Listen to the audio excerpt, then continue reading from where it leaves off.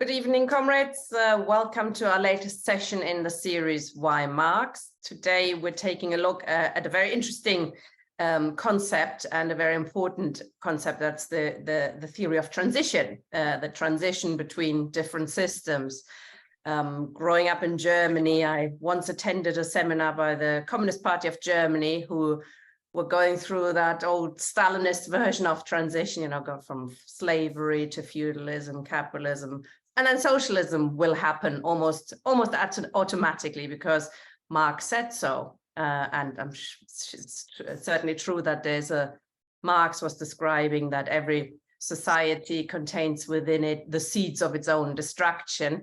It's an open question where that transition is going. So it's a very interesting and important discussion to have. We're very pleased to have Peter Kennedy with us, who's going to do an introduction session on this, and then we can open up for comments and questions from the floor. I'll be sharing the screen, my side with the slideshow, so Peter will tell me when to move on, etc. Thank you for joining us, Peter. Yeah, no bother. Hi, folks. So, yeah, so today we're going to look at just ponder the issue of transition within Marxism and this idea of a political economy, in other words, a more systematic explanation of transition, what it might mean, whether in fact capitalism is in transition or not. You know, it's an open debate. It's an interesting one because while most people agree that capitalism has gone through immense changes since the 19th century, and we can see those visible changes and we can conceptualize them, then I think it's fair to say that the orthodox view, the dominant view, might be that what we had before us is changes that are an extension of the forms of capitalism. And so I think that's what interests me about it, so whether that is the case or whether it's a movement within capitalism that's more qualitative. So the movement from capitalism through phases of socialism has already been discussed, I think, in previous sessions, and I suppose if this session was a similar one, then it would have to be renamed to a polyconomy of socialist transformation. And but the task we've got, as I say, is to look at something a little bit different and tease out what we mean by a political economy of transition from a Marxist point of view. It's important for a number of one way it's important to just explain. The other way is because reason it's important is because it does kind of like bring into relief something we're all interested in as well, which is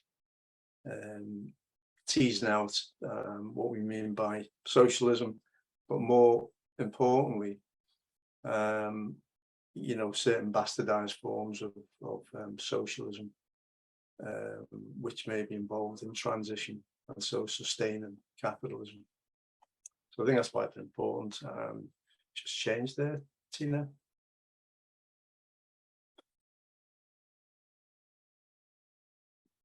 So Marx himself never never really produced a theory of transition. Why should he? He was involved in trying to get to grips with the beast, so-called capitalism. But it is common knowledge that Marx obviously approached capitalism as a historically specific mode of production, which by definition would come into being and evolve and reach a kind of peak and then begin to kind of like begin to move away and lose ground and be overcome by alternative modes of production. And the history tells them this, and it's not exactly as Tina mentioned before, some sort of linear, neat stages, as she recalled from Germany. It's a lot more complex, and we, transition from feudalism was just so complex, and it didn't always include, by any means, and always towards the latter stages, that it includes a bourgeois revolution, in other words, a revolutionary class. And much of the groundwork was still transitional. Now, I know things are supposed to be different. Capitalism, the working class can only abolish itself as a class, it abolishes all other classes. That's a kind of default position of to achieving a kind of production around freely associated human beings involved in the production of their lives and culture. So, but Marx actually, as we know, had things to say about the changes within capitalism, and famously he quotes the European Messenger journal, the author, the journalist there, and he quotes him in glowing terms for making clear that his principles in critiquing capital was to uncover the laws and motion of capitalism and its ascent and descent, as it were, as the material prerequisites for a classless society. And as Marx himself put it elsewhere in the Grundrisse, I quote, "If we do not find concealed in society as it is the material conditions of production and the corresponding relations of exchange prerequisites for a classless society, then all attempts to explode existing society would be quixotic." Change the slide there, Tina, thanks. So, and again, the idea that transition of some sort within capitalism is at the fore of Marx's mind. Marx recognizes transition within capitalism emerges on numerous occasions in a more systematic way, and one of those, for example, is with his references in Capital Volume 3 to the formation of joint stock companies and the credit system. Both of these accelerated what he called the concentration and centralization of capital. That is the organization of larger and larger sites of capital, which collectivize labor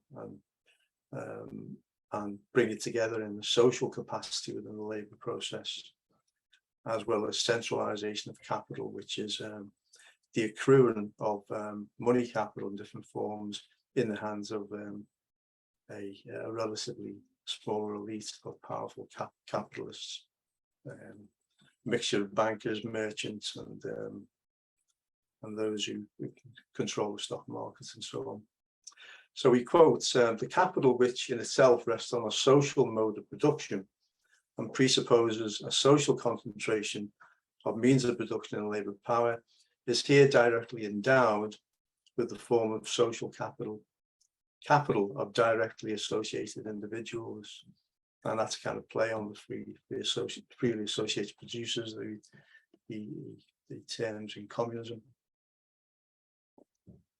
As distinct from private capital and its undertakings, which assumes the form of social undertakings, it says the abolition of capital, the private property within the framework of capitalist production itself. So here again, we get Marx actually pointing out that capitalism drives forward in its endless quest to accumulate, and it centralizes and concentrates itself, and in so doing, it merges into a social capital, and social capital in particular, through centralization of money, can kind of like look across different industries and invest in those industries, and the profit that it gets, the profit that it becomes familiar with, is not directly surplus value, but it's the portion of surplus value in terms of rent and interest. And so he's arguing that capitalists move slightly away from production as well as socializing production. And I think that's what he's getting at here. And we know that these are transitions within capitalism and not directly, about transformations to socialism. Just change the slide again, Tina.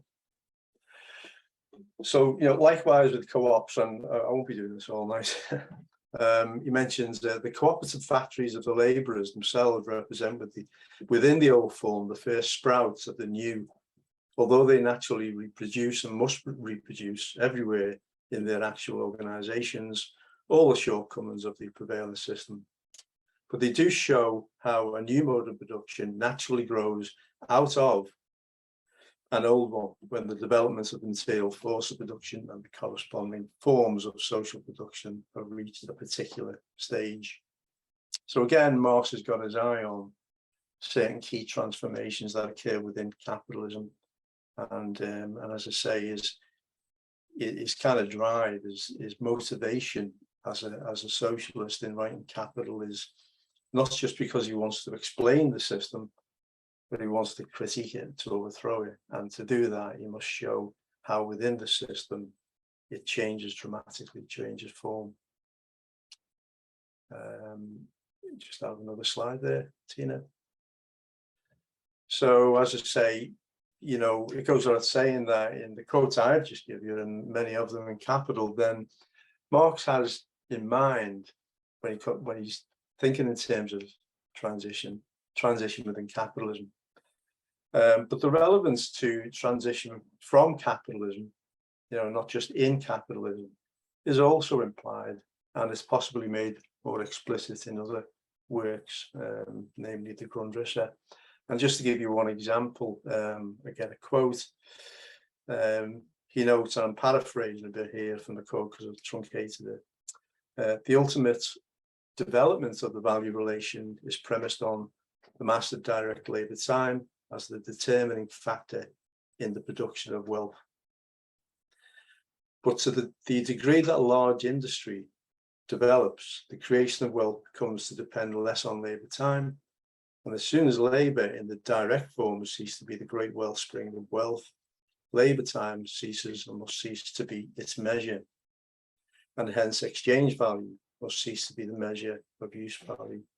And so we see here that he's actually pointing at the value relation, which is core to the mode of production itself. And he's basically saying that, within capitalism, there is transformations, the developments of capital, but there's also transformations which kind of outstrip this value relation as a container of the magnitude of social wealth that is produced by this dynamic system. New slide, yeah. So,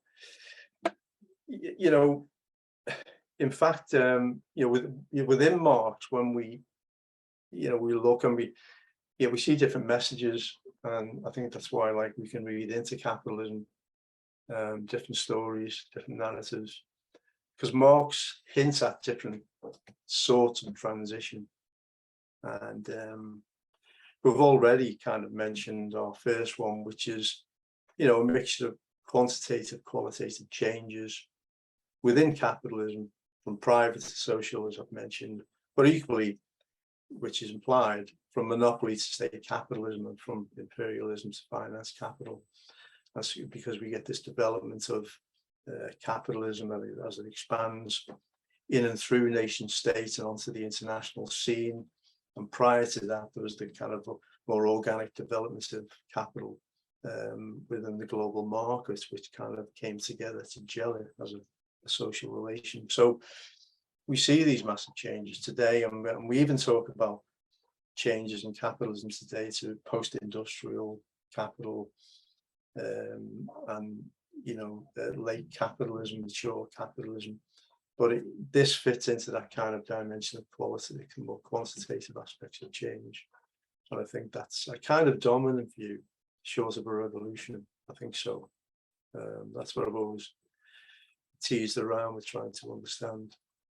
And the second sort of transition involves the laws of motion of two modes of production coexisting, one in decline, capitalism, the other emerging, socialism, in phases of revolutionary transformation. And Marx, mentions the phases, and on a couple of occasions, one in the Gotha program of 1875, when he's critiquing that program. But that, so this would be more akin to the kind of like a revolutionary end to capitalism, whereby the laws of motion of one don't necessarily change, but within that, running parallel with that, are different kind of institutional arrangements, like cooperatives, as we've mentioned, and like the development of public sector works and those kind of things, which are of capitalism, but they're also they also can lead to, in capitalism's decline, it can lead to a change in their context, in terms of, especially in terms of like how labor is organized, and whether it's commodities or use values that are produced and so on. So we see this version. And the third version, which I'm sort of drawn to, involves the potential for laws of motion of capitalism and those of an emergent socialism to kind of distort each other, thwart the development of each other, to the point of producing grotesque forms. And so in history, I think this has been a key factor. As I say, we can read this in different ways. And some would argue that, well, it appeared to be, say Stalinism appeared to be a changing of the spots. Capitalism was cut off from half the world. But look, after Stalinism declined, and capitalism became more global and so on. So it isn't about transition in that sense. It's a reversal. So it's a bit more like number one on the list there. So there's a debate over that. Just another slide there, Tina. So what's it been on here? Sorry. So I think it would be fair to say that with Marx, you can walk away with opposing views, and I think in practice, in reality, over the course of capitalism's development, that all three forms of what I've called transition are in play, and socialists and the working class and trade unions and the labour movement in general. I've worked in history to kind of make transition towards socialism the key thing, and to develop that either through reform or revolution. There's been split over that, and just the same way, we do have a kind of like changes within capitalism that are hard to explain by just saying it's quantitative changes and taking different forms in its endless quest to accumulate. And it's not easy to fit China into that kind of little puzzle, for example. So in which case then, a Marxist political economy would need to, and this is what Marx does in a way, to kind of like, fulfill a kind of analysis of transition. Then Marx would argue that we do have to weave in both changes to the material foundations and the subjective agency of class and class struggle into any understanding, because that can give us a kind of anchor in this debate. Because after all, class and class relations, the relations between capital and labour, the working class in particular, are the basis of the core categories of capitalism, the mode of production itself. And so any transitions in that material foundation, if you like, the mode of production, is going to be impressed upon, and is going to take shape because of the subjective agency of class and class struggle. And so, in which case, a Marxist political economy of transformation, the transition would incorporate the developments of the social power of the working class as a class in itself, and potentially for itself. And indeed, Marx's comments on transitions within capitalism, which we've given those quotes on, imply the following, I think, that through concentration into larger organizations and through centralization of capital in the hands of an elite overseeing accumulation across whole industries. You might want to call them finance capitalists, market capitalists, I don't know what, state capitalism, but nevertheless, this is it is a tendency with the capital becomes a collective social power, and that its nemesis, the working class, as a class in itself, also becomes a collective organized social source of social power in society and throughout the labor processes, around which intensifies the ebbs and flows of becoming a class for itself, a working class for itself. And I think these ebbs and flows determine the kind of trajectory, or what Marx might say is the trajectory of the potentials for sorts of transition that we're talking about. Because I think he is clear that there's fundamental changes in the material foundations of capitalism, to the core categories, which we'll look at in a moment, but how they play out over time, and and within the movement of capital is another matter. You can't just read them off as to produce some sort of linear, because agency comes in, class consciousness at various ebbs and flows and levels. And if you look at the aspects of like the social power of capital and labor today, then I was reading somewhere that the 10 biggest global corporations, if they formed together, they would have the same worth as they would make up the third biggest nation on earth in terms of capital, in terms of wealth. So there's a lot going on, and today's capital is concentrated in these powerful global corporations and centralized in the hands of major banks and so on, pension companies, stock exchanges, and there's a certain sense of management going on there. There's a certain sense of concentrated power, which makes a myth of any idea that capitalism is based on free markets or even non-free markets. Okay, Tina, just a bit, please.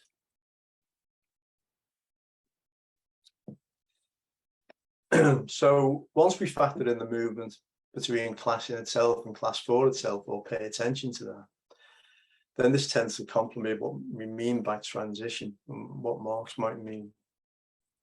And this is because the movement of class in itself is complex and multi-directional, class for itself. And, it comes under the manipulation of the ruling class ideologically, those acting on behalf of the working class, as well as shaped and directed by the working class itself, and hence the complex multi-directional nature of it. So on the one hand, society possibly would be transformation towards socialism rather than transition if the working class were acting as a movement and politically as a class for itself. And certainly that was what in history, Lenin and Trotsky and other revolutionaries and around Russia were kind of hoping for. They were saying that the world was right towards a transformation towards communism, socialism. But on the other hand, we could also say then that if the working class develops its social power as a class in itself, but not for itself, then we are speaking perhaps of a transition, because there's no possibility of a transformation to socialism. So I think we're bringing out two distinctions now. So that's one thing I've done. I posited two distinctions here about beginning with transition, that we can speak of a transition which is different from a transformation.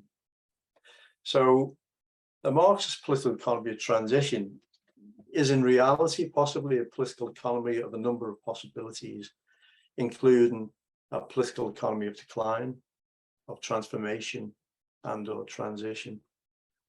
And one perhaps could dominate a whole era. in terms of one dominating the others, be it work and still operating as kind of tendential forces, checking the dominant one, if you know what I mean. So we might look at a particular area and say, well, that's an area of transition, but there's transformational potential there, and that's checking the transition and shaping the transition. And likewise, we might be in an area of transition which is checking decline, but then decline may become dominant and but still checked by or blocked or managed or shaped in some way by the forces of transition. And I think this comes back again to how the classes operate, the balanced class forces, the objective, the strength and potential of a class and the class's agency. And I suppose in many ways what's kept capitalism alive, you could say, is that the obvious thing is that capital has been a social force which is in itself and for itself the capitalist class, and that's been the difference and why it's still here today over the working class, which is becoming more of a social force in itself in terms of its integration within a more an expansive capitalism or complex global capitalism. But at the same time, it's waxing and waning in terms of politics for itself, and particular epochs could wipe that out, and that's why they could be transitional. So that's what I wanted to get across. Next slide. And if they are transitional, then Marx would say to us, well, we have to come back to see how they're transitional to what he would say is the kind of essential engine of capitalism as a mode of production, making it what it is and not another mode of production. Because if we're interested in transition, then, okay, at one point to talk about, centralization and concentration of capital, but we do have to get down to the kind of like the dynamic. And I suppose the dynamic is the kind of efficiency and the power of converting, of negating, if you like, concrete labor into abstract labor and all these others. So the list on the left, on the right, if you like, are the historically specific categories arising from the capitalist relation of exploitation. And I emphasize that they arise from relations of exploitation because they're not permanent structures. The categories which have a life which depends on both objective and subjective agency. And so they're always in play, they're always changing. And so the interpenetration with the left-hand side is always changing according to the balance of class forces, which again depend on wider issues about an epoch, what the current international geopolitics are, for example. So again, it's just coming back, and this isn't very complicated, but it's trying to get the message across that we do have to begin to tease out, not in this kind of mechanical way I've described it here, but just what a commodity means today, just what labor power means today.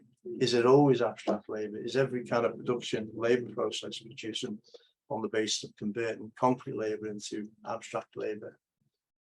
What about the growth of public sector works, municipal workplaces? What about capital, taxing capital and using that money to put people to work to create other goods? And so are they commodities? Are they a conversion into abstract labor?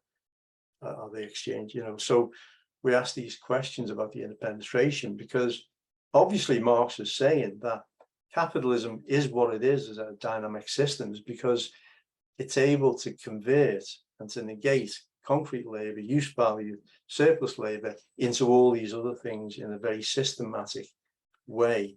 And that echoes the kind of class power that capital has over the working class in production. And so we could then read off, transition, decline, and transformation in the following way at the bottom here, that transition would refer to the weakening of the capacity to convert the categories on the right into the categories into categories on the left-hand side, leading to qualitative realignment. Decline would refer to a terminal breakdown, that an incapacity to actually do that. So there's a kind of breakdown in the interpenetration between these kind of like contradictory forms of labor, of use value and exchange value and value of the surplus, whether it's surplus labor or does it take the form of surplus value, and so on. And transformation would refer to the overthrow of the capitalist categories themselves, and so the capitalist mode of production, and the movement towards a new mode of production, hopefully socialism. Okay, next slide there. So the determining factor as to whether we can say, something is transitional or transformational or in decline, is the wider international context in terms of the global organizational form of the class struggle, its organic form, in providing a kind of shaping an epoch through which commodities are sold, through which surplus is extracted and so forth. I say that because we can look at individually and look at accidental or isolated incidents, like cooperatives, for example, as Marx says, cooperatives isolated islands within capitalism and looking very much like they've overthrown the law of value. So it does come back to, if we are talking transitional, then we can't just say it's because there's an island or two of cooperatives somewhere in the UK or globally. It's got to be a part and parcel of the global structure of accumulation, international, and so on with transformational as well, and so to decline. So we just nip along there, Tina. And this leads us to suggesting that, there are kind of like epochs we can look at, and, we can ponder and query about as to whether, as to how and what it means for transformation, decline, and transition of capitalism. And, we could say that, there are time frames, and people have noted these time frames. So the era between the Paris Commune, 1871 to say the mid-20s, was characterized by basically an open contestation, the no holds barred kind of, basically revolutionary politics and the potential, as well as potential for reform, and wrapped up in discussions around the Second International, and then after that, as it overlapped, the Third International, the Bolshevik Revolution, and so on, and the other and what happened within Russia at the time. And so within this time, we could say that there was kind of like a more open field which could have went either way.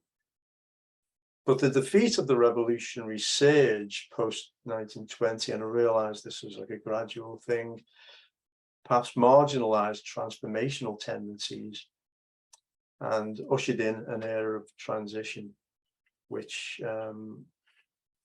lasted for quite a considerable amount of time in the 20th century, in which the movements of a class for itself became derailed by the ruling class and assisted with bastardized forms of socialism propagated by the left, not all the left, obviously. So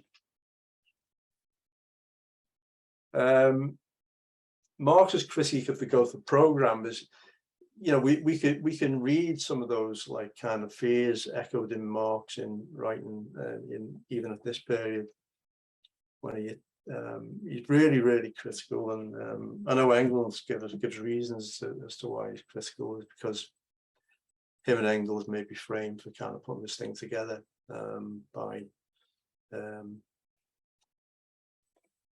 by the anarchist movement and so on. But I think another reason is that on Marx's mind is the kind of concerns with the way aspects of socialism are going, in terms of how it could involve a kind of like sustaining capitalism a little bit longer than it need to be necessary.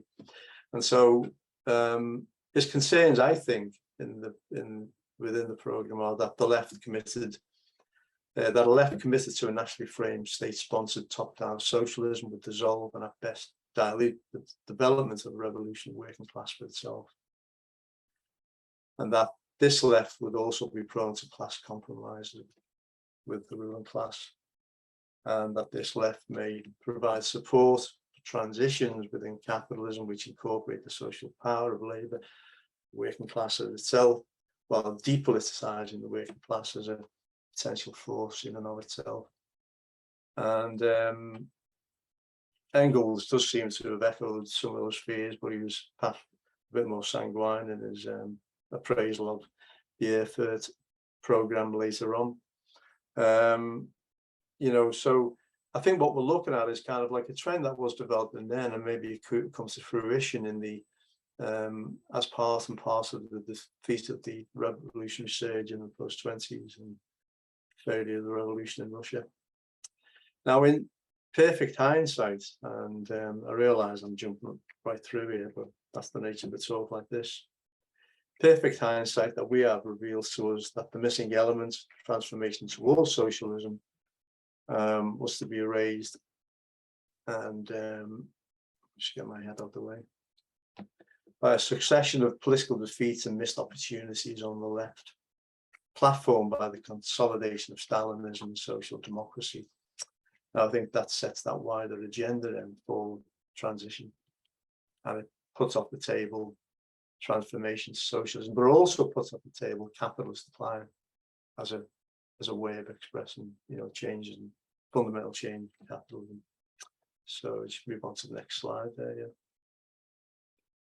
So we could say that, or we could pose, and reflect on as to what extent the fusion of Stalinism and social democracy within the international context of the Cold War had that galvanizing role, which framed the era as one of transition without transformation. Stalinism provided evidence, for example, that the working class could be controlled and prevented from acting as a class for itself through the bureaucratic administration of labour in production, not to mention the atomization of labour in society by agents of the state and so on, without reverting to abstract labour. Very inefficient to know, but Stalinism, for all its inefficiencies, perverted any revolution. And so in that sense, there was an idea within the ruling class, within the rest of the world, that we don't wholly need markets to contain the working class at a time when capitalism has become so developed and so large and kind of monopolized that it was overcoming much of the market diktat anyway. Stalinism also held out the attraction of claiming this to be socialism, the bastardization of the idea of socialism in one nation, which would draw the left into this emerging political economy of transition.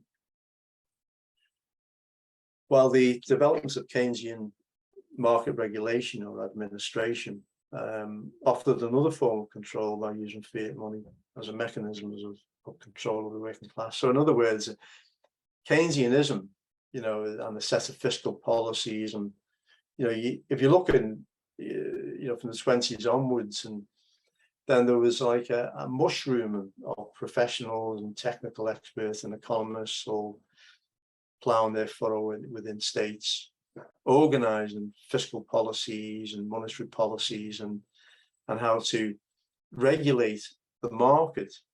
So use and administer the market through the money form, and so that tied with the idea that even if one nationalized and wholesale, then it's not the end of the world for capitalists. And if you look at one of, I was reading Harold Macmillan's some of his ponderings in the 30s when I was studying this, and he came, there's a big quote from him, and he was kind of reflecting on not really knowing the way forward, and we know that it's, we have to plan, the state has a role, but until we know where we're going, we can't be confident on settling on any kind of like organized policy around that. And so I thought that was interesting. But maybe Stalinism and later the fusion with social democracy was the thing he fell over, Eventually, an array of fiscal policies, most policies presented a form of planning to coordinate employment, inflation, production and consumption of commodities that we have come to know as being part and parcel of the welfare state and the post-war boom across the West. Do we have another slide there? And this was underpinned importantly by the Bretton Woods agreements, which hashed out a return to some form of gold standard after decades without, when the global economy had no convertible, none of the currencies were convertible into gold. And so it was a kind of quasi-universal equivalent arrangement that was designed, which provided space for each nation to pursue public works and Keynesian policies, using money, fiat money. So under the 44 Bretton Woods Agreement, and by the way, it didn't come into force until 1958, so countries still had a lot of time with non-convertible money to kind of like invest in public works and state intervention. But anyway, in 1944, under the Bretton Woods Agreement, countries pegged the currencies to the dollar, which is pegged to gold at $35 per ounce, making the dollar a compromise universal equivalent. Compromise because it was not a commodity money, but paper pegged to commodity money, and because its fortunes were driven by the politics of US imperialism, obviously, and it's the capacity of its economy to expand and produce dollars. So in that sense, a kind of compromise. And this was a compromise way of maintaining links between abstract labor and the value form through the money form. And if you look back at Marx, he's these debates on this, the movement off gold, is why gold should be the kind of representative of money, of the money commodity. But I think he's quite clear in the end that paper money, bills of exchange, banknotes, and a lot, which all developed in the credit system, and the older developed through their anchor on gold. In the last resort, all that to be represented by the commodity money gold, because that was the only equivalent. Money came out of commodities. The money commodity came out of the exchange of commodities, the equivalent and relevant form of commodities to a generalized form, and so that was on the basis that the commodity had labor content, had a value, and it had an equivalent. And paper money doesn't do that. Paper money can represent gold, and it has, and did for a long time, while on the gold standard. Obviously, it was a very efficient way. That's how banks work, and that's where they come into being. And so what we're seeing here is a kind of quasi change, a space being given, so that we now have a doubling of the form of money. There's money capital, and there's fiat money. And fiat money can evade money capital due to political will and political expediency. And as part of the transition was to develop, the intervention of the state into different areas, which previously the stronghold of capital, like the energy industry and even health, and those kind of things, and rails and so on. Then you had to have that doubling of money to achieve that. And then there was always a gap. There's always a speculative gap as to whether that money, that fiat money, was going to go back and deliver itself as kind of like money capital, whether it represented money capital or it was just going to form the bedrock of inflation. So I think that's what happened. But it's important that, because it's like, you know, these pegs are kind of, you know, as we said here, what Bretton Woods agreements of a pegging of the currencies. It allowed a certain options for each nation's currency to alter in accordance with its class, its own class composition, its own needs, the way contours of accumulation within each nation had taken form, and the needs of that, and so on. Because it was all about trying to change the direction a bit towards, you know, looking at employment, not letting it be dictated by the market, not letting you know, the wage be the total measure of a person's existence. So hence, you know, the formation of a social wage through the national insurance. And obviously that's vary from state to state, but the important point is about the gold standard. So if we just move to the final slide, I think we can just kind of, yeah, just the final bit there. In other words, the conditions were set prior to around the Bretton Woods Agreement for fiat money to grow at pace and be deployed to engage in directly producing products and services as use values without conversion into value and so surplus value, and employing labour power without necessarily being converted into abstract labour. Hence, the doubling of the money form provided the financial basis, if you like, of an era of transition, which had real impact on, you know, the nature of commodities, the sectors that produced the value, and which sectors went outside the value relationship. And it checked decline, but it also put out of contention the idea of transformation to socialism. I think that era has come to an end. Just the last slide, then I'll shut up.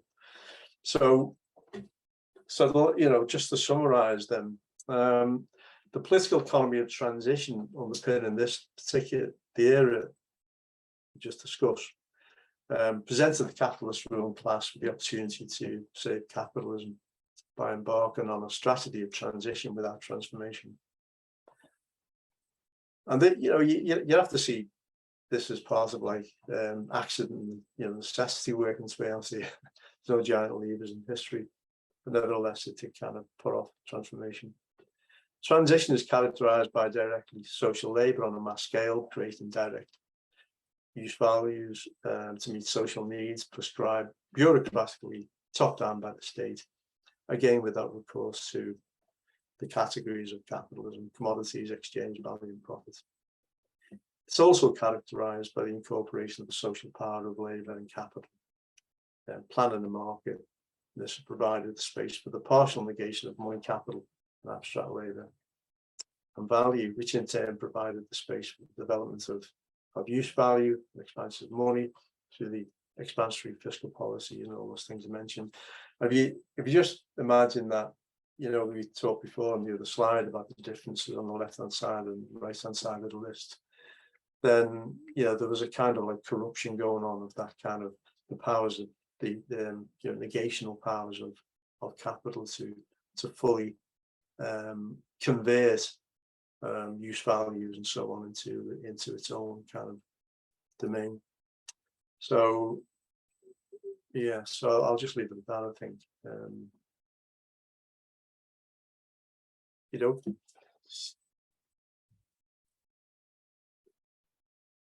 thank you very much, Peter. Comrades, if you have any questions or contributions, please indicate and click raise hands, and I can bring you in to become a panelist. It's a very fruitful discussion. I think there's a lot there in that issue of transition, as you say, within capitalism, but then also moving towards it. And have a couple of questions perhaps to get it moving, while comrades are hopefully putting their hands up to ask questions as well.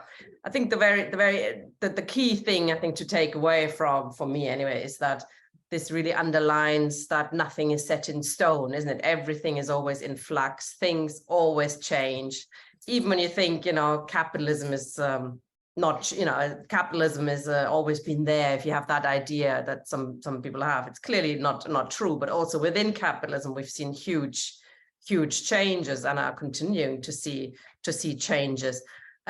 So how do you? I mean, you had on one of your slides that until the 1980s, obviously until Stalinism was still alive, you had a bastardized form of socialism, and you call it a marginalized transformational tendency. How would you describe the current situation then? Is it a period of mainly characterized by decline of capitalism? How do you describe, in a short version, the current state? Yeah, I think it's a good question, and I suppose you could say that capitalism is now more fully in decline, and the transitional aspects are to the side a little bit more now, and we know empirically what's happened. The rise of what we say, the switch over, the end of social democracy, but this kind of free and off deregulation of finances, and the ability of capital to move more freely and out of certain industries where labour is strong and go abroad where they're weak, and so almost redevelop an international division of labour more suitable for it, which led to kind of like a leaning out of the labour contract, as we know, in all parts of the globe, but obviously more deeply within the so-called global south, as they say, which has already experienced poverty on levels we never experienced during this kind of transitional phase. So so we could say that there's a greater polar difference between, as we say, between capital and labour, and that represents a kind of decline. We could say that, well, it's capitalist tooth and claw, so where's the decline? But I would say, look at the parasitic nature of capitalism, and it's sclerosis within production. The engine is only firing on two cylinders in terms of surplus value extraction, but it's kind of is firing all cylinders when it comes to developing exotic forms of credit and the circulation of different forms of fictitious capital within the burgeoning financial sector. And the money used in the financial sector is not used to kind of plow back into production so much as to kind of generate, financial capital's version of cloud. They pump it into cloud, just like we do on computers, pump it into cloud. So there is a kind of polar opposition, and I think it's, to put it in a nutshell, there's a degradation of value going on there, as well as a degradation of labour. And surplus value that is produced is siphoned off to become parasitic and used for parasitic purposes. Lots of zombie companies that we talk about. So I think we are in more of a decline, which was checked by the period I just spoke briefly about, to answer that question. But as I was saying as well, that transitional tendencies as well as transformational tendencies kind of open up too, and the possibilities open up. Okay. Thank you. I was going to ask you something else. Hold on a second. Yeah, oh, yes. So you're talking about potentialities, and things can. I mean, as opposed to what I described at the beginning of my Stalinist friends when I went to one of their sessions, and they said, we must get to socialism, etc. You described, that this is all tendencies, potentialities that can also end up in a different direction. Now, the idea of socialism or barbarism, I mean, was that contained within Marx, or is that a sort of Luxembourg idea? You know, did Marx talk about the possibility that it doesn't go better? You know, we could go into a totally different direction. I think Marx was like really optimistic, and you know, he took a lot from the Paris Commune, of the organizational form that appeared there, and the capacity, and you know, and kind of will and rationality of the working class to kind of succeed. So I don't think he envisaged what happened next, kind of thing, you know. But there were echoes of concerns in Marx as well. You know, he died in 1883, and a lot went on after that. But even before he died, there was, you know, there's always debates in socialism, and he was always trying to kind of like ensure that the international kind of like looked to secure the best kind of socialism for workers that wouldn't sideline, that wouldn't be used against them, you know, that wouldn't be used to compromise with capitalism. So he's well aware of that. But I think he, as far as what I've read of Marx, then he doesn't have that kind of pessimism that would end in barbarism. But obviously Rosa Luxemburg is writing that in the teeth of the storm, as it were, you know, when things do change, when the balance of force have changed dramatically. And so she could pose that where Marx couldn't. But also the question of World War III, or, you know, destruction through climate catastrophe. Did he even envisage anything like that could happen? I think, you know, he looked at, he wasn't like an environmentalist, so he didn't spend too much time on nature. But, you know, I suppose he thought that, you know, given the dynamism of capitalism, he mentioned that it was a force of nature, you know. His whole outlook was that, you know, the force of production is our mediation with nature, the humanization of nature, the naturalization of the human being. And so capital is that kind of force let loose, is bound to have a kind of, you know, a pernicious effect upon the environment. And I don't think he was like idealistic about if you leave it long enough and let it develop long enough, then these things would eventually happen, you know. But I think capitalism has a long way to grow. But with Marx, I always thought that Marx emphasized class relations and its capacity to overthrow without capitalism becoming some gigantic form before it does. But it will reach that form if we don't overthrow it, you know. I think that's why he was optimistic in 1871. Oh, it's good to be optimistic, and yes, he couldn't have foreseen some of the things we're dealing with today. But I think it's very interesting. He stressed, you know, it is all about agency, isn't it? It's about the working class needs to become a class, as I say, for itself to overthrow capitalism, and nothing happens automatically. We've got a few comrades now with their hands up. Sandy McBurney looks a lot like Matthew Jones. Hello, Matthew. Hi. Yeah, no, I don't know how that happened. I'll change your name. I have tried to change it, but it won't let me do it. So there you are. Thanks, Pete, and it's good to see you on lecturing.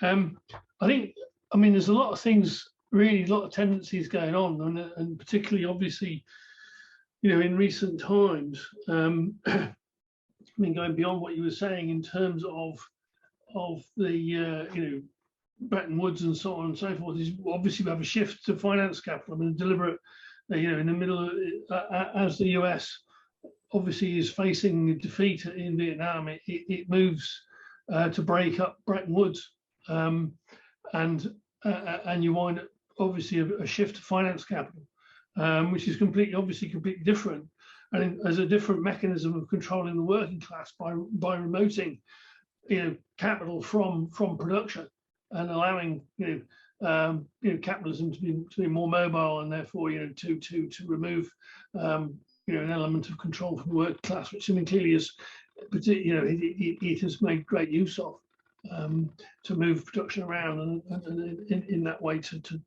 dissolve the organisations of the working class and so on. The other thing that I think, in those terms, also what you're seeing is a tendency towards the socialisation of production. You know, the fact that the work actually in production itself, I mean, especially in terms of mental labour, the capitalist class and the managements and so on, they actually rely on workers to organise themselves and to actually run things in large part because they can't do otherwise. They need people to actually to do things and organise stuff because they can't do it they can't just order people saying you must do this and it must be done that way because they just don't have the capacity. They're actually relying on the workers to go away and do it themselves, which is an extraordinary process. It's also, of course, I mean, you have quite deep lying level of planning within capitalism. It's always struck me as extraordinary working for major capitalist organizations. They always had a 5-year plan, which I thought was really funny. Hilarious in those terms, but it's just again is the sense of profoundly against the nature of capitalism itself. I think that the other thing, the thing is what you wind up now also, of course, is the role of the state. I mean, the state, as Marx actually points out, as you said, I mean, increasingly the whole thing is actually reliant on the state to organise and run and prop up. I mean, at the moment, what you have now, of course, is the whole system of finance capital is now extensively, in fact, under the control of the state and is being propped up, to a huge degree. Certainly from the late 80s onwards. Ironically, Alan Greenspan, as chairman of the US Fed, who of course was a devoted follower of Ayn Rand, in fact spent his entire career propping the system up from a state perspective. So in fact, of course, it becomes integrated in those terms. And you have an enormous amount of fictitious capital sloshing around as well. So what we're winding up with, and what becomes clear from the recent developments like Silicon Valley Bank and the other Credit Suisse, is of course the system of finance capital now is integrated into a single organism, as it were, and they can't actually allow any of it to collapse, because it's so integrated that, of course, what happens if any part of it that actually drops off the perch could bring the whole lot down. So they're terrified of actually this happening. So what happens is at any time that there's an issue, they have to actually bail the thing out.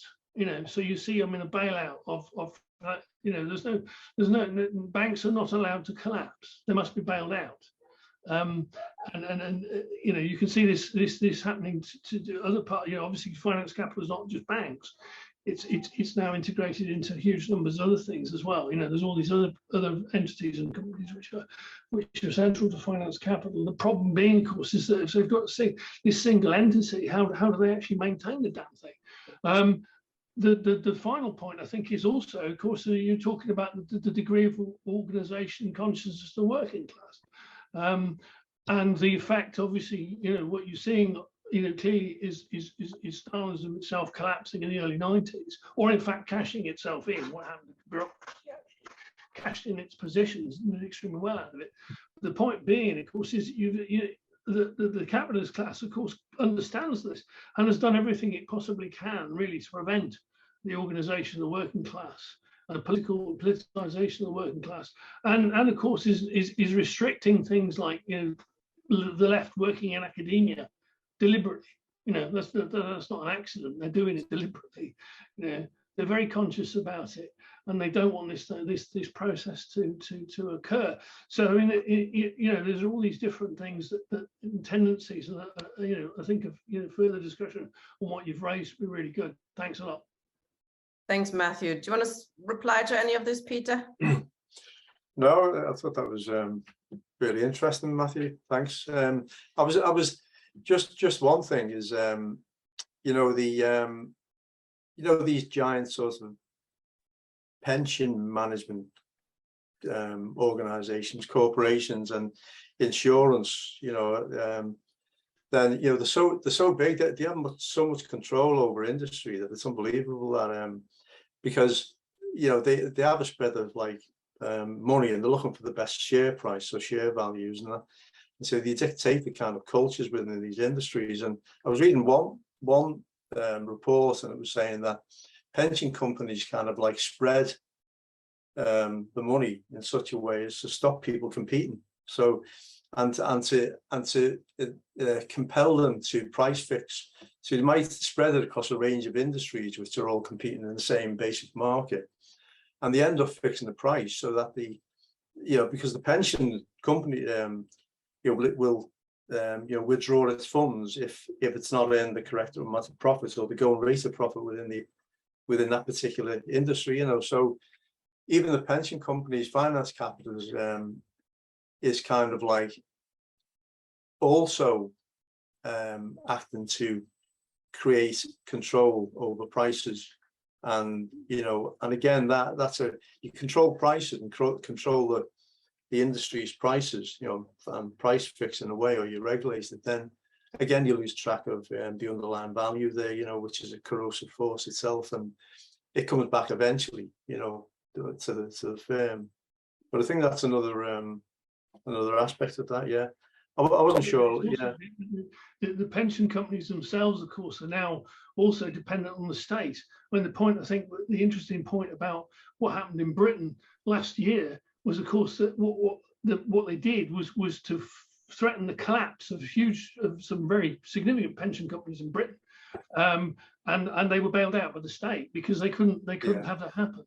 No, that's right. But on the other hand, you could see the way they control the state as well, because Liz, what's her face?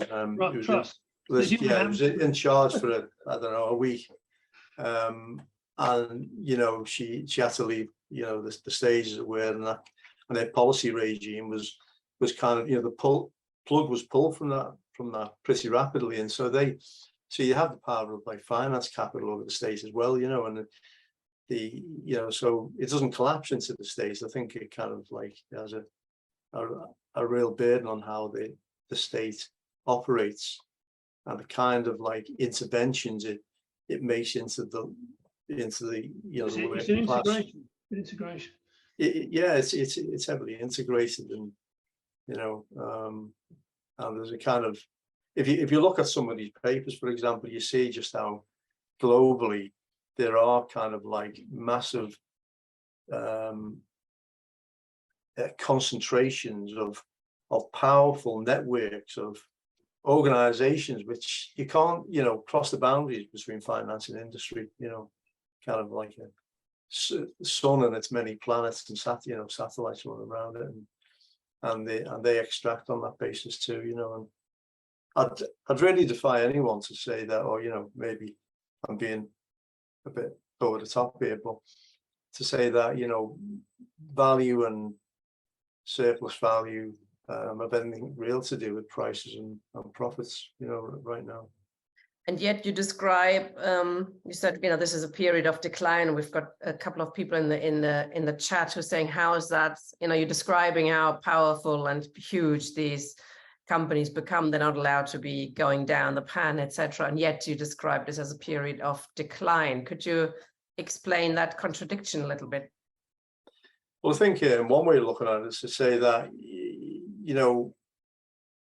Labour's got to be controlled, and Matthew's just kind of pointed to the way Labour's been treated under in recent decades. I think there's a kind of like atomization of that social. Labour is social; it's more social than ever, but politically it's being atomized by design.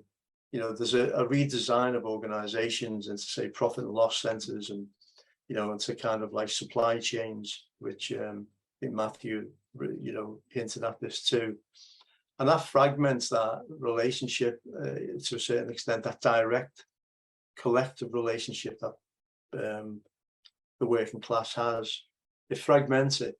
And so it becomes the nexus is more market driven. So workers in these fragmented organizations and supply chains, if you like, and even within the major company, which has like headquarters and branch plants and so on, and arm's length companies, they relate to each other through the market more, through the sale of the goods, or the administrative processing of half finished use value, if you like, before it becomes a full commodity. But the basic point is that labour has been fragmented globally, and so that it's about fragmenting something that is inherently social. And it's contradictory, it's inefficient. It would be best to kind of use the social power of labour more directly, even if we want to create, to create on capital terms, to reaccumulate, to generate more surplus value. But today, I think, and part of that decline is that we've entered a process whereby there's no accumulation without control, and I think that's what, and that limits the scope of accumulation, because the fragmentation of production doesn't really help. You've seen in this pandemic the way it's absolutely snookered global capitalism, once you separate and disperse supply and demand of goods and services and parts of goods and services across the globe.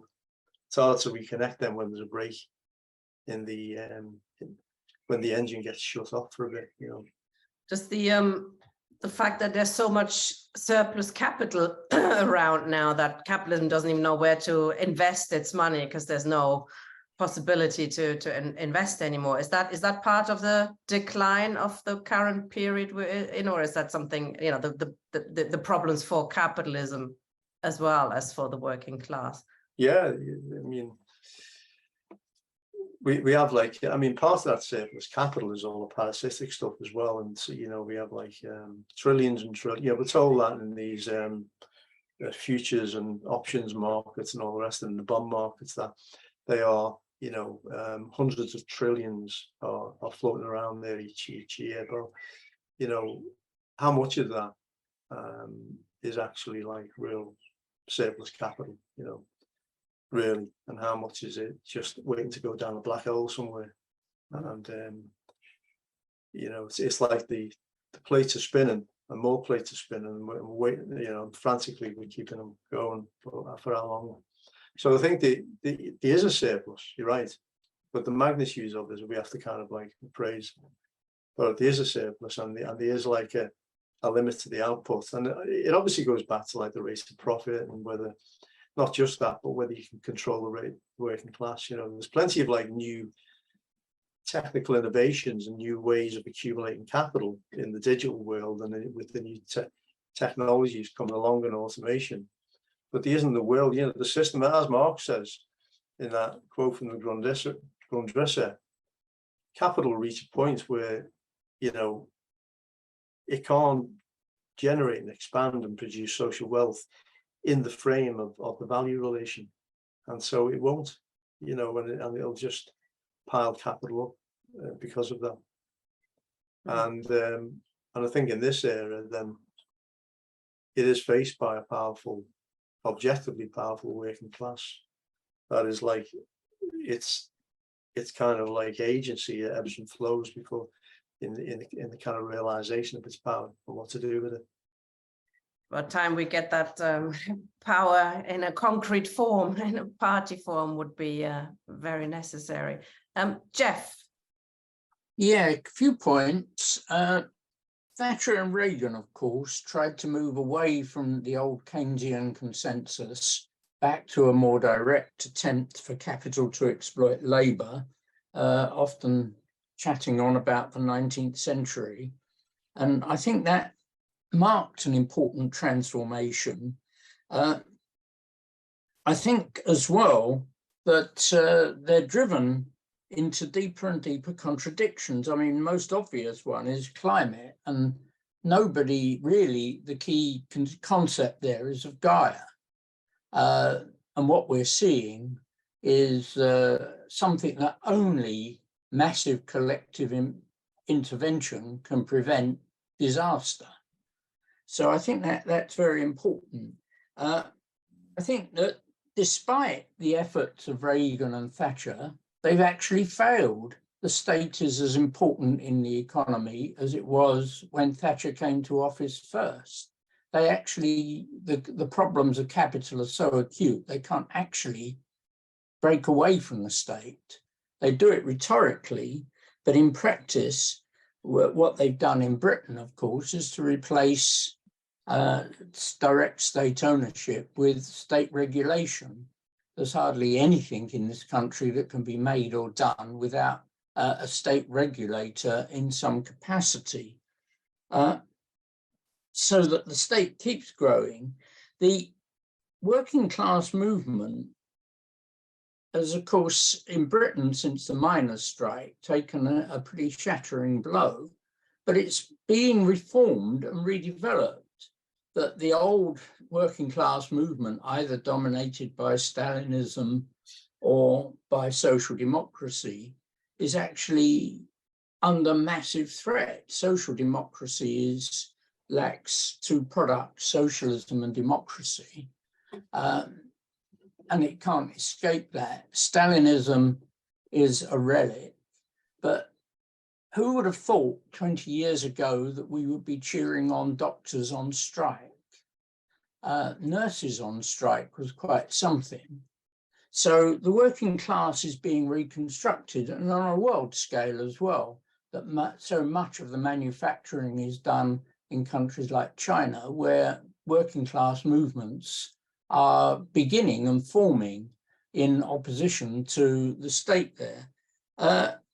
The final point I make about crisis, I think it's deeper than we imagine. One of the points Marx made was that major revolutions that occurred as a result, or in part due to crises over taxation. I first came to this thinking over the poll tax. Everybody here, I think, is old enough to remember that happy moment. Perhaps our only defeat of Thatcher. But Marx makes the point that when you really deeply distrust the state, you're not willing to cough up.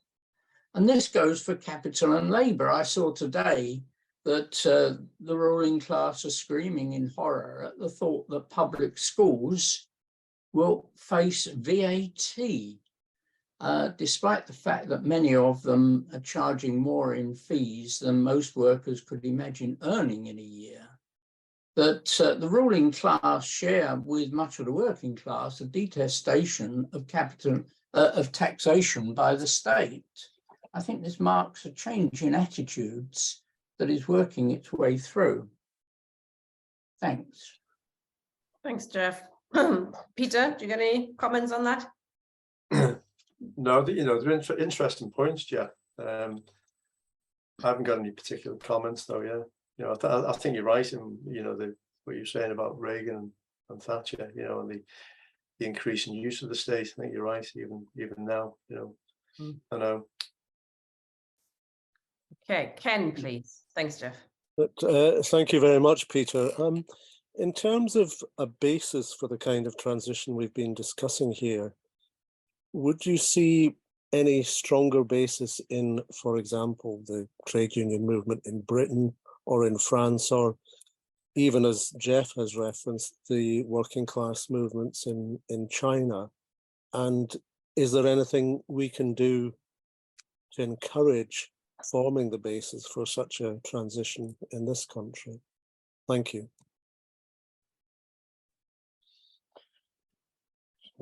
I think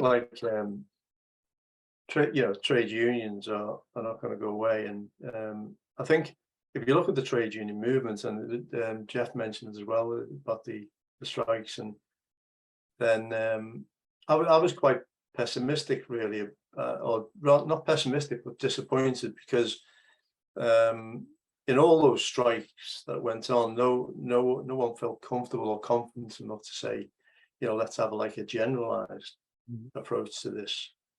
There was terminology battles over whether general strike or, but it seems to be like a play on words, and we didn't have that within them to do that. But also the strikes, they actually told the employer when they were going on strike and when they'd come back again.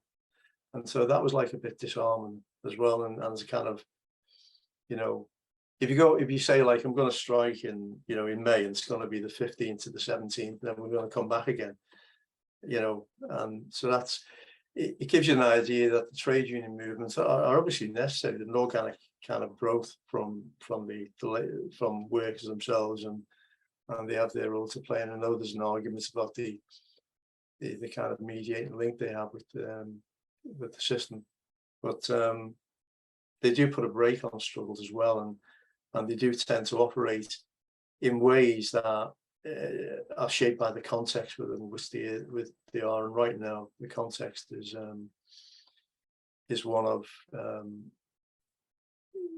trying to cope with maintaining some living standards, or rather fighting just to kind of diminish the drop in living standards as much as possible, they're keeping that within that limit. So I think in the general point that you make, I'm not like a soothsayer, so I can't like tell you that. I wish I could about, I do know that understanding the system is important, and understanding the what worked in the past and why it worked, and what kind of became treacherous for the working class.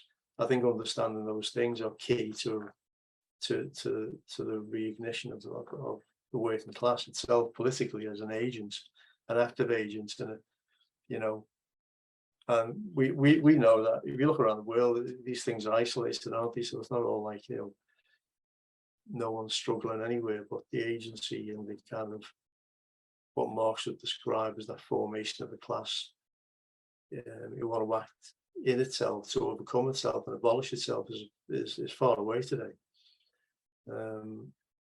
I'd be interested to know what people thought about developments in China. We see like the rapid development of industrialization and the labor movement there, and the struggles that go on, and maybe that is like a source as well. It could be a source. These things aren't in isolation anymore. Point that Matthew made, if finance capital sneezes in one part of the world, the other lot catch a cold, kind of thing. And so, when labor movements like as big as the Chinese movement, they could have like a knock-on effect. Yeah.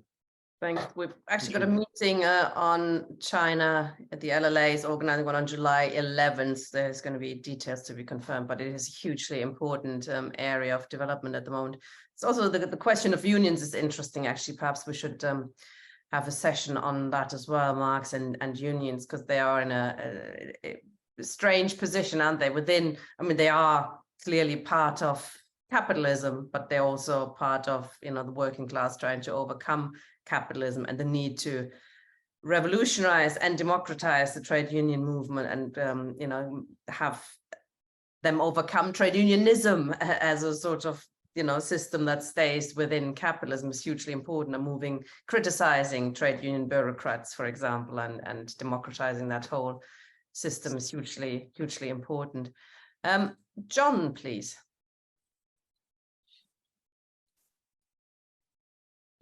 Yeah, and thanks, Tina. Thanks, Peter. Go over this topic again.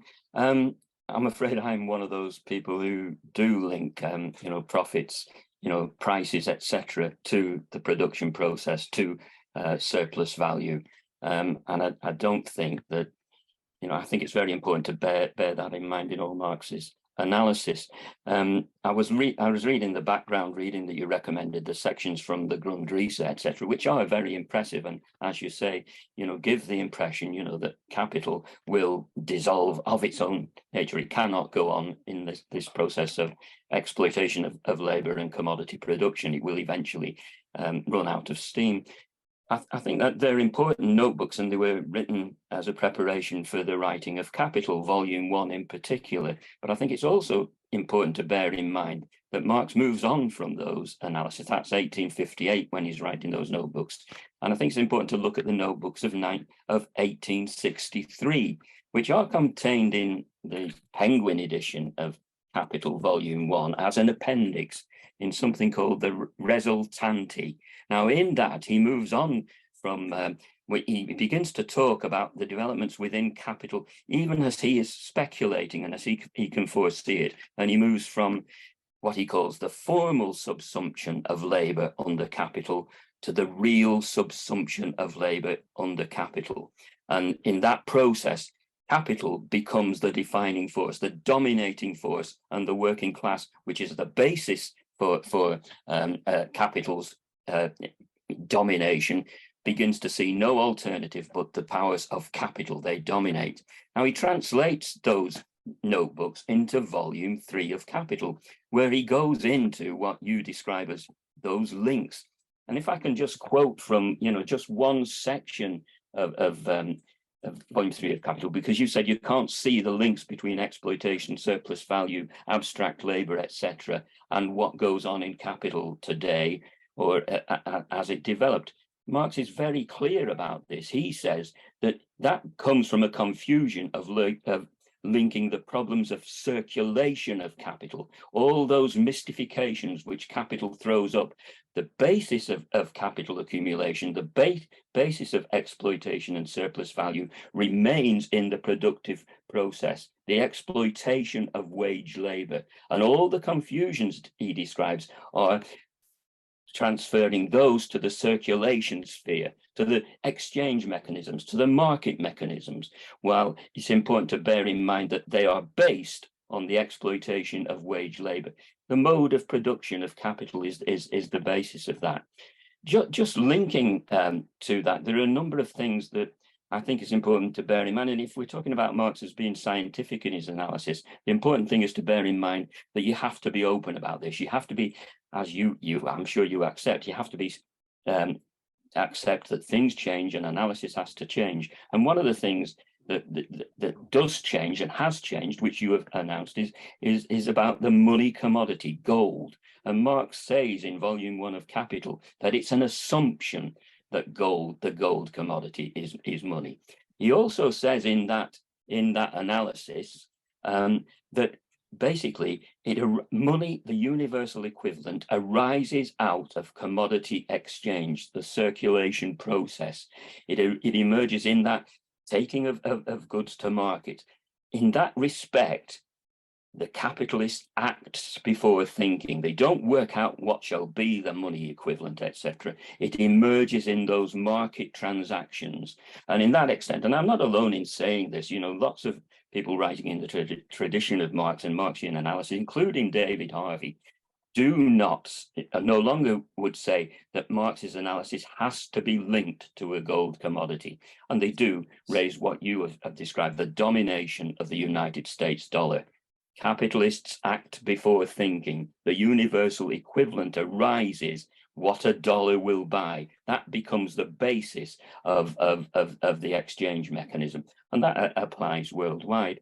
Now, the other thing about your analysis, and I say I don't want to go on too long because it is very complicated, but it tends to be this assumption about the capitalist class and its need to overcome and control the working class. It ignores what some people have related to, that the capitalist class is not a unified class. It exists all over the world, even and within nations, in different forms with different interests. And basically, a lot of the conflicts that we see arising in the world today are not class conflicts between the working class and the capitalist class. I wish they were. They're actually intra-class conflicts between different sections of capital on a national basis. That seems very clear to me from current debates within the British economy, but also and in the European Union and etc. But worldwide, people have mentioned China, etc. The capitalist class is not unified. It may become unified if there was a working class which was opposing its rule, wanted to overthrow it, abolish wage labor, etc. The capitalist class, I think, globally would unite. But at the moment, that does not exist. And nor is the capitalist class conscious and in control of what goes on in the productive process. Marx is continually referring to the rules of capital. The mode of production of capital goes on behind the backs of the producers. It's got to be dug out. It's got to be excavated to reveal the real sources of exploitation within the productive system, the exploitation of wage labor by capital. I've probably raised a lot of things there, but they seem to me to be really important. But I would advise people to read that appendix to volume 1 of Capital in the Penguin edition about the real subsumption of labor under capital, because it deals with a lot of the points that you are making. It describes how within the capitalist mode of production, things get more and more mystified and more reified. And to that extent, it becomes very difficult to see the real basis of exploitation in the social relations of capital, particularly those of wage, labor, and capital. And it's that needs to be abolished. And that sort of consciousness, people have talked in the chat about the need for a global working class, doesn't exist at the moment. Domination of capital is everywhere. Working class is subordinate to different sections of the capitalist class and pursues their interests rather than their own independent interests. Stay on, John. Let's see if we, is there something you need to discuss a little? Peter, do you want to? Yeah, there's not really much to be said because John kind of reads off the world through his analysis of capital, the volumes of capital. So, I fail to see how you can, imagine things haven't changed in any way. And, so you're saying that, like, for example, you say that things happen in circulation. So the price may vary from value in circulation, but it all depends on wage labor and the exploitation of workers. The exploitation of labor is based on the exploitation of their value, surplus value. Now, if consistently in circulation, price doesn't tally with the value, the underlying value, and profits don't tally with the surplus value, that is going to connect with production, because Marx also said that they are internally related. So one has an impact on the other in the development of capitalism. If you go to, which we can work out empirically, and I defy anyone to empirically show and prove that profits and surplus value tie up today, or prices and value. I defy anyone to do that. So, and the other thing about the real subsumption of value and the subsumption of labor and the formal subsumption, John, is that Marx is talking about, the growing connectivity as well of labor. I know it's getting rationalized. I know that the real subsumption means that, labor is working together more, it's becoming more reified, it's connected with the technology and science around it, and it's developing the division of labor, the coordination of labor.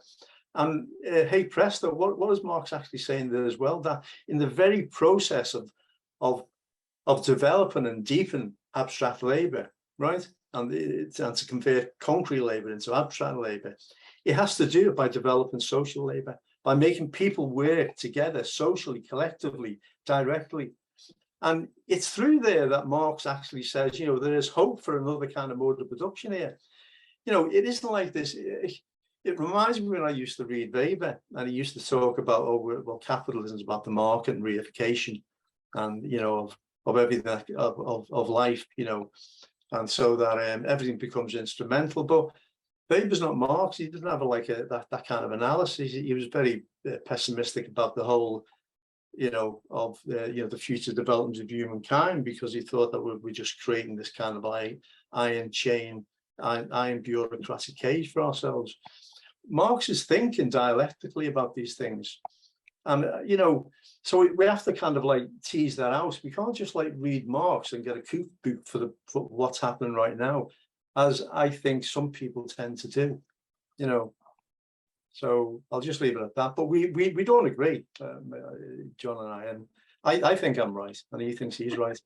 But, but the thing about it is that Marx's science wasn't a positivistic science, and it wasn't just about agency either.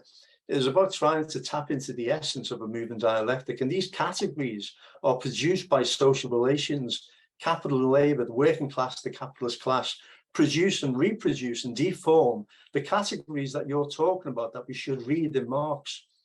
And that's why I advise you to get out of the textbook and look at what the categories are doing now. John, did you want to say anything on? Yeah, I certainly will get out of the textbook. I'm not even in them, actually. I'm just reading Marx, and I always have read Marx, as well as being involved in the class struggle in various perspectives and applying those as I see fit. And what I am faced with is a problem of relating those categories to the working class struggle as it is, which I think we all face, you and myself. Nor am I saying that things haven't changed since Marx's day. What I'm trying to point out is that Marx was aware speculated, actually predicted some of these changes, and it's important to bear that in mind. Lots of his works weren't translated in his own lifetime, and some of the, you know, this idea that Marx was just talking about the factory worker and everything in the 19th century Britain is completely at odds with his analysis of capital. It's that getting across those changes. I agree with you, the dialectical, and those changes have taken place, and they do lay, in my view and in Marx's view, the basis for a different mode of production.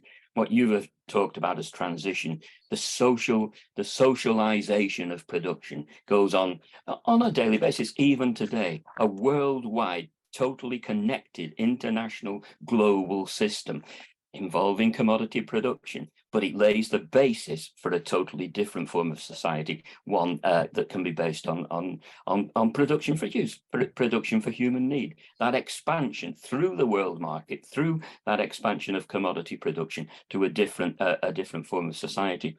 The problem is getting that across to a working class. We have forms of domination of capital that are way beyond what Marx saw. Well, he did see some of it, but what he also says is capital has to constantly recreate the working class in its own mode of production as it goes along. It has to create a working class that is subordinate to it, but it doesn't do it consciously. It does it through the mechanisms of capital. That's the way the social relations of capital work.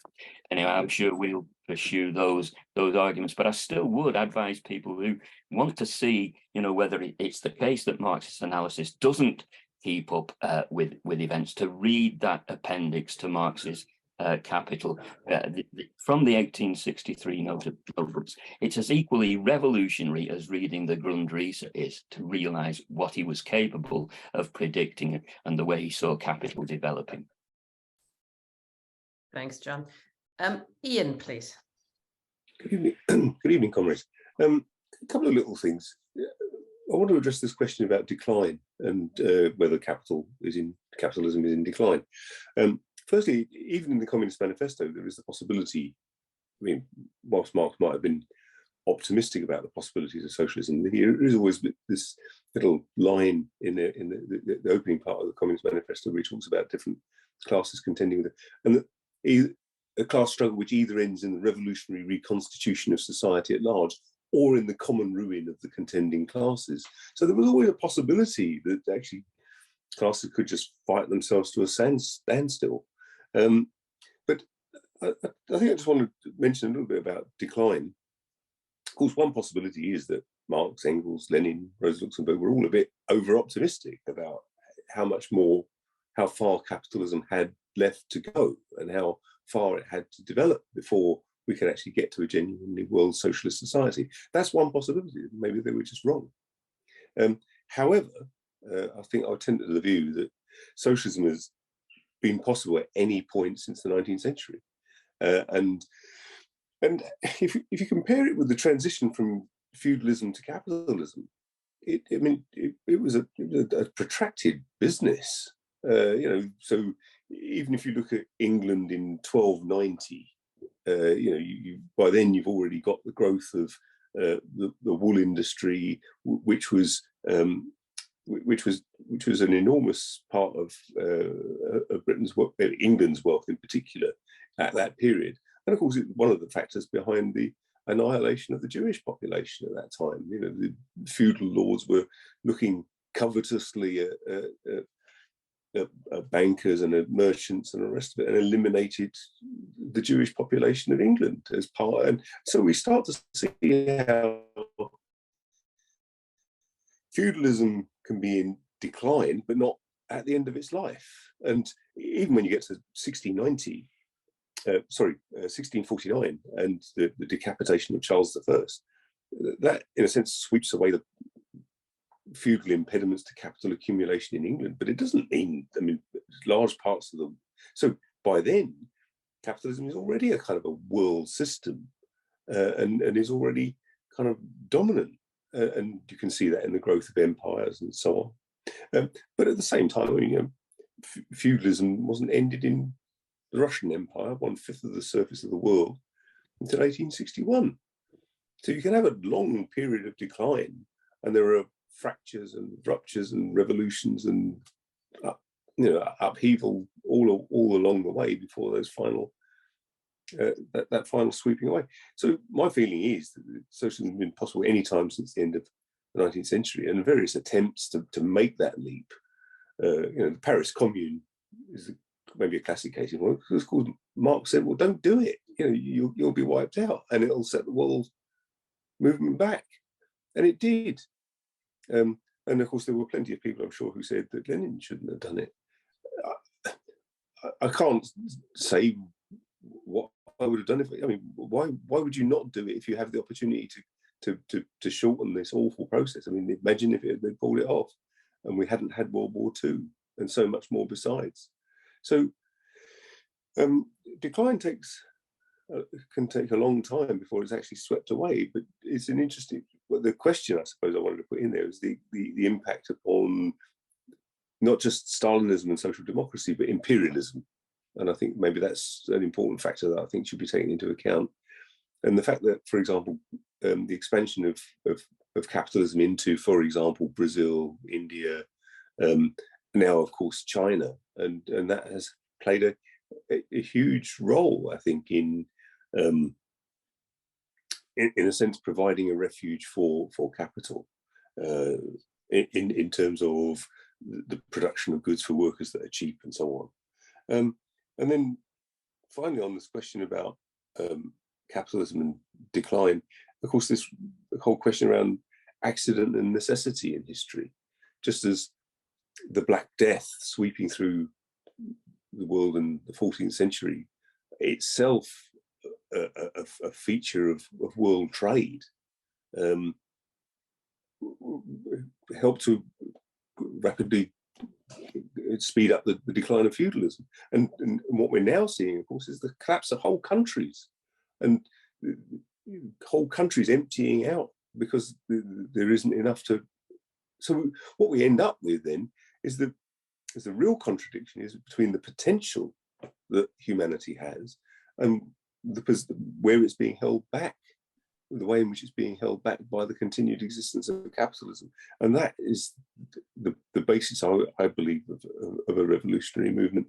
And for the first time, perhaps in history, it really will be worldwide, not only because we can have a Zoom meeting with someone in Australia the same day, but also because there is no part of the world now that is unaffected and no part of the world that is not interconnected.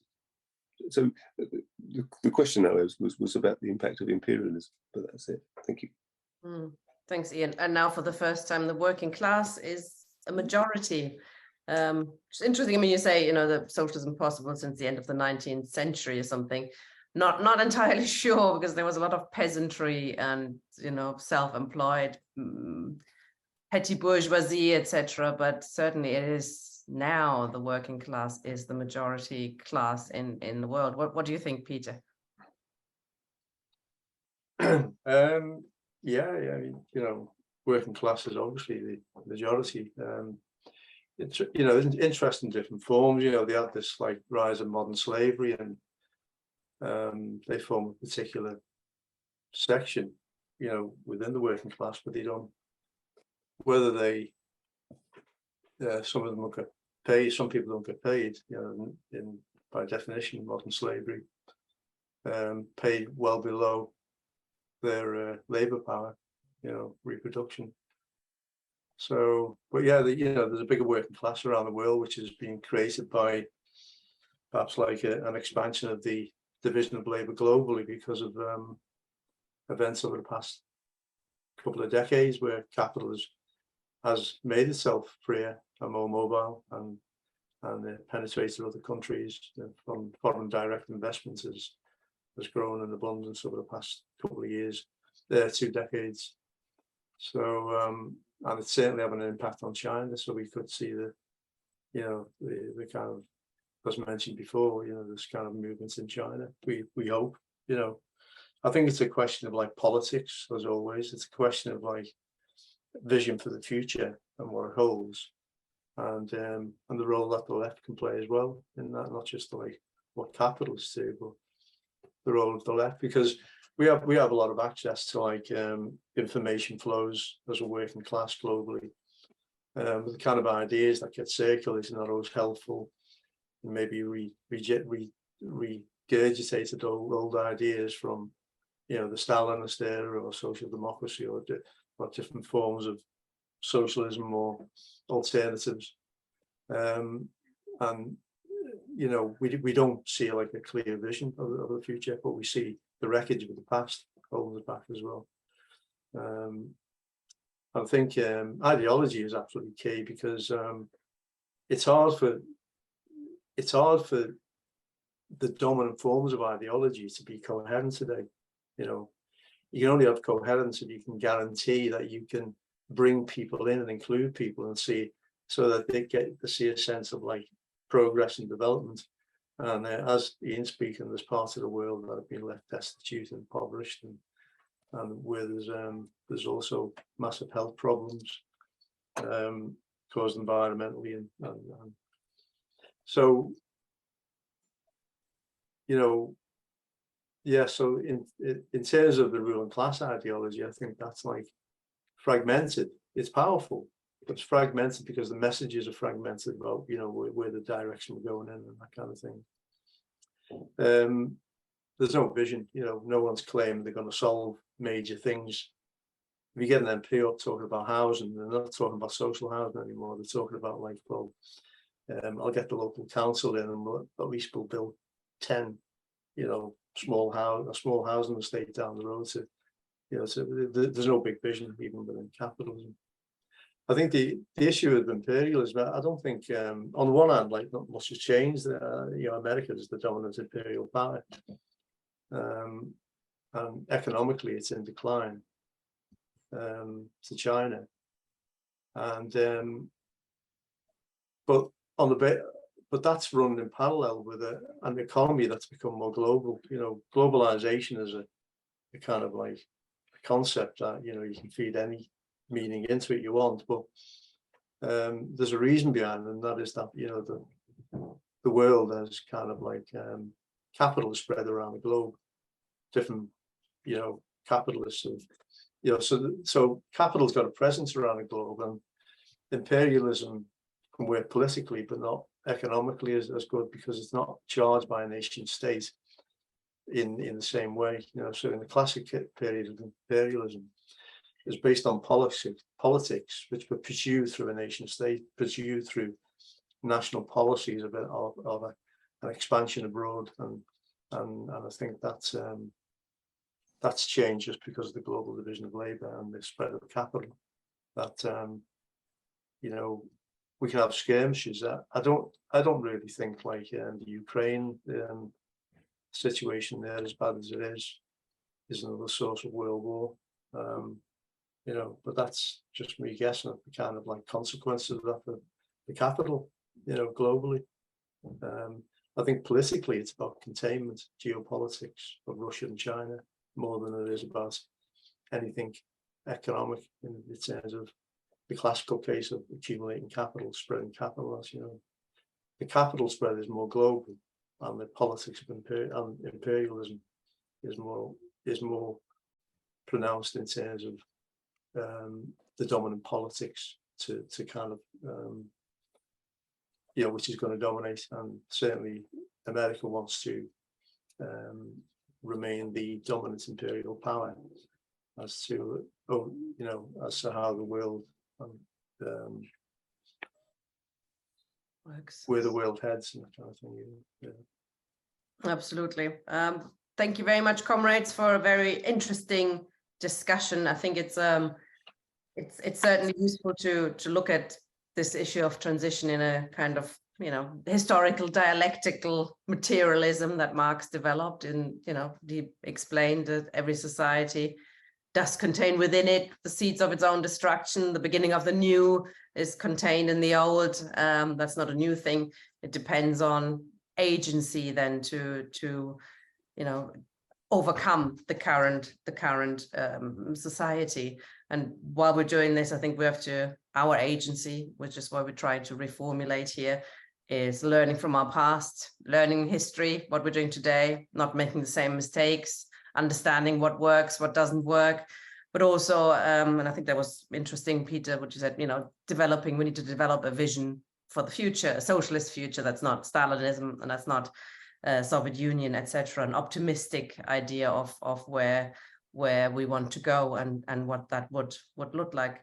And it can't be emphasized often enough in terms of being optimistic about the future and the role of accidents and how things can change very, very quickly and can change from, if you want quantity into quality, etc. And sometimes even faster than that. Is when Lenin said a few months before the Russian Revolution, that's a shame he won't be alive to see anything like a revolution happening. And boom, it happened. Sometimes things can happen quite quickly. Not sure we're there at the moment.